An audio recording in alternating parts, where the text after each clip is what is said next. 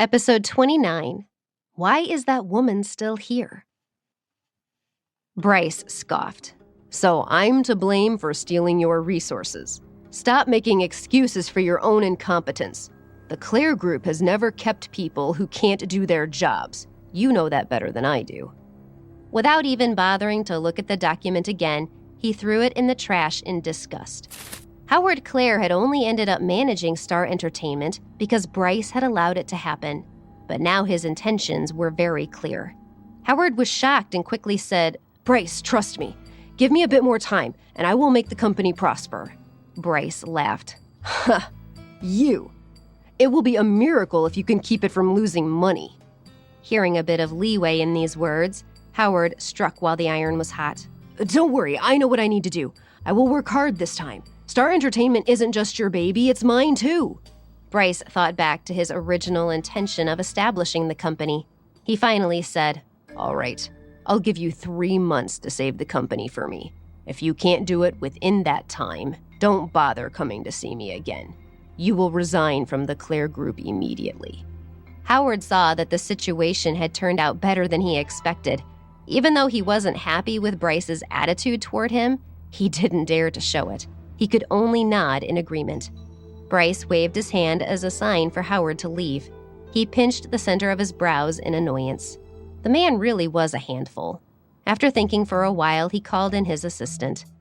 "Arrange someone reliable to take charge of operations and management for Star Entertainment. They will take orders from me only, and they don't need to worry about my family. Also, organize the existing employee lists. If there's anyone who can work but is doing nothing and still getting a paycheck, fire them." The assistant quickly did as he was told. This time, he knew the CEO was furious. The Claire Group was a business empire single-handedly built by Bryce himself. Relationships between relatives within the company were always complicated and inconvenient to manage.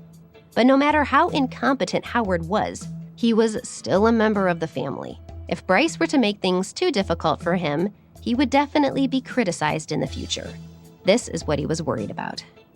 Half an hour later, the assistant walked in with the personnel list from Star Entertainment. At that moment, Bryce was dealing with other important matters and did not want to pay attention to these trivial matters. "Can you please handle this yourself? I have other important stuff to take care of." The assistant nodded. After hesitating for a moment, he took out a resume and handed it to Bryce. "Mr. Claire, there is a situation here. Maybe you should decide whether or not you want to keep her." With that, he sat down Natalie's resume in front of him. Bryce was surprised. He hadn't expected to see that woman's resume on his desk. More importantly, hadn't she said she was leaving the country? Why was she still here? "This woman was just hired today. She has a wealth of experience in managerial work, and her resume looks promising. Now the company is going to be restructured. Do you want to keep her?" Bryce frowned. Suddenly he felt a bit confused. The image of Liam and this woman appeared in his head once again. She had clearly said that she would be leaving the country, but now she was seeking employment here. How truthful were her words? He squinted. Suddenly he felt annoyed by her. He couldn't understand why he was having such a strange feeling. The assistant saw his blank expression and said, "Mr. Claire?" After sorting out his thoughts, Bryce pondered for a moment and finally said, "If you think she can do the job, let her stay. If not, don't bother with her."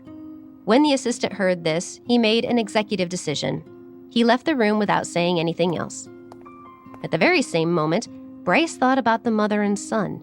He hadn't thought too much about them over the past few days, but lately, he didn't know why, the image of them would occasionally appear in his mind. When he saw a child on the street, he would think of the little fellow who had hugged his leg and called him Daddy. He wondered how they were doing. Suddenly, he felt like he was losing his mind. Why was he thinking about them so much? They were strangers. Whether she was abroad or still in the country, it didn't mean anything to him. After Natalie received Star Entertainment's offer and got the job, she was quite happy. She decided to take Liam out to eat that night to celebrate. He had just returned to his home country and was very curious about many things. He chose the restaurant himself. Despite his young age, he had had his own special taste. She always thought every time she saw his grown-up attitude and natural authority that his personality was not like hers at all. Did she take after his father? She drifted off for a moment thinking about this. Although that night 5 years ago was a blur, the pain she had suffered could never be erased. She was still depressed. Her appetite had also decreased a lot. She put down her fork, and out of the corner of her eye saw two familiar figures enter the restaurant. Cheryl and Nick walked in, arm in arm. They looked like a loving couple. She frowned. Their arrival had ruined her mood. She didn't want to be noticed by them. She was about to take Liam and leave, but Cheryl seemed to have spotted her. They walked over to Natalie, still arm in arm. "Sis, what a coincidence to see you here. Have you thought about what I said earlier?"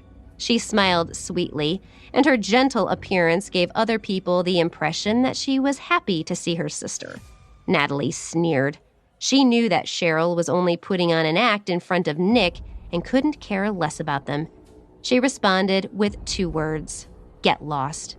Cheryl was slightly stunned, but she wasn't angry with her sister. However, a hint of disgust flashed across Nick's eyes.